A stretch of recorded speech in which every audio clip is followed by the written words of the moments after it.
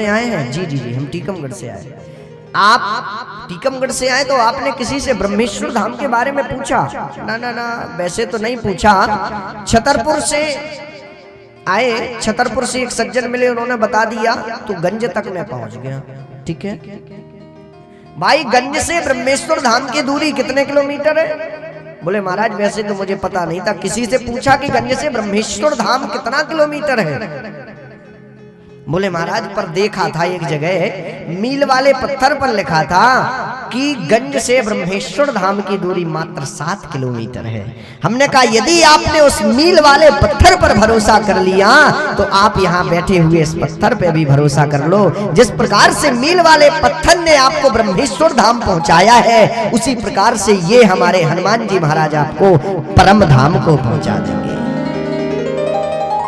पर आपका विश्वास जागृत होना चाहिए, आपका भाव होना चाहिए। यदि आपका भाव नहीं है, यदि आपके अंदर विश्वास नहीं, तो परमात्मा आपको मिलने वाले नहीं। हनुमान जी की कथा सुनाया मैं नहीं सुनाया आपको? हनुमान जी की कथा कि हनुमान जी ने एक बार रुई लगाते ही दर्शन दे दिया। क्यों भाई? एक व्यक्ति था, वो प्रतिदिन जाए पंडित जी के पास में, महाराज मुझे ऐसे कोई देवता की पूजा बता दो जिससे मैं करोड़पति बन जाऊं। उन्होंने कहा जाइए आप काली माता की पूजा करिए, गणेश जी की पूजा करिए। गणेश जी की पूजा की 2-4 महीने उसने पूजा की, इसके बाद वो तालाब में फेंक दिया उसने गणेश जी को। अब जब तालाब में फेंक दिया, उसका केवल भाव था कि मैं करोड़पति में बड़ा आदमी बन जाऊं। पंडित जी के पास गया, बोले महाराज मैं बड़ा आदमी नहीं बना, कोई और देवता की पूजा बताइए। कहा जाओ भाई एक काम करो, हनुमान जी को ले जाओ और हनुमान जी की पूजा करो, श्रद्धा और भाव के साथ करना, आप करोड़पति बन जाएंगे। अब उसका भाव नहीं था, उसका भाव क्या था कि मैं केवल करोड़पति बन जाऊं, पर यह भाव नहीं था कि मैं हनुमान जी की पूजा कर लूं। उसने 2-4 महीने उनके की, कहा ये भी काम नहीं कर रहे हैं तो इनको भी कहीं फेंक दिया जाए। हनुमान जी के लिए बोला इनको कहीं फेंक दिया जाए, तो बोले मैं इनको तालाब में नहीं फेंकूंगा, क्योंकि वहां गणेश जी को फेंक दिया तो दोनों लोगों की लड़ाई ना हो जाए। उन्होंने जाकर के उसको लटका दिया अपने, ऐसे जैसे ये बल्ब लटका ना, ऐसे हनुमान जी को लटका दिया। अब हनुमान जी को उन्होंने टांग दिया ऐसे। अब कहा पंडित जी के पास गया, पंडित जी मुझे बहुत क्रोध आ रहा है, आप कोई ऐसे देवता की पूजा बताएं जिससे मैं करोड़पति हो जाऊं। बोले जाओ एक माता रानी की, काली माता की पूजा करिए।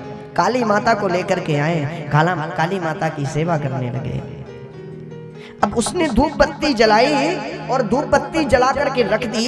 बोले काली माता भी मुझे बड़ा आदमी नहीं बना रही है, मुझे करोड़पति नहीं कर रही है। उसने देखा कि जो धूप बत्ती थी उसकी सुगंध ऊपर जा रही थी। अरे उसने कहा अरे बिल्कुल ठीक ठीक ठीक ठीक, अरे मुझे हनुमान जी महाराज इसकी सुगंध ले रहे हैं, पूजा कर रहे हैं हम काली माता की, अरे कहां से हमारा देवता प्रसन्न हो जाएगा? अरे जिसकी पूजा कर रहे हैं वही ना सुगंध ले, तब हमारी मां प्रसन्न होगी। सो उसने जाकर के हनुमान जी महाराज की नाक में रुई लगा दी, और जैसे ही रुई लगाई परमात्मा प्रकट हो गए। बोले भक्त मांगो वरदान। अरे बोले महाराज हमसे बहुत बड़ी गलती हो गई, क्या कर दिया? बोले बेटा अभी तक तुम समझते थे कि ये पीतल की मूर्ति है, आज आपको पता चला कि यहाँ पर हनुमान जी महाराज हैं, ऊपर बैठे हैं और हमारी धूप बत्ती की सुगंध ले रहे हैं। परमात्मा प्रकट हो गए। बोले महाराज हमें पता नहीं था कि आप रुई लगाते ही प्रसन्न होते, नहीं तो सबसे पहले हम आपको गद्दे में ही रखते, हमें पता नहीं था। परमात्मा की भक्ति कहाँ निपुण हो जाए, ठाकुर आपको दर्शन दे दे। बड़े भागे मानो से तान पावा, बड़े भागे मानो से तान पावा, बड़े भागे मानो से तान पावा, बड़े भागे मानो से तान पावा, सुर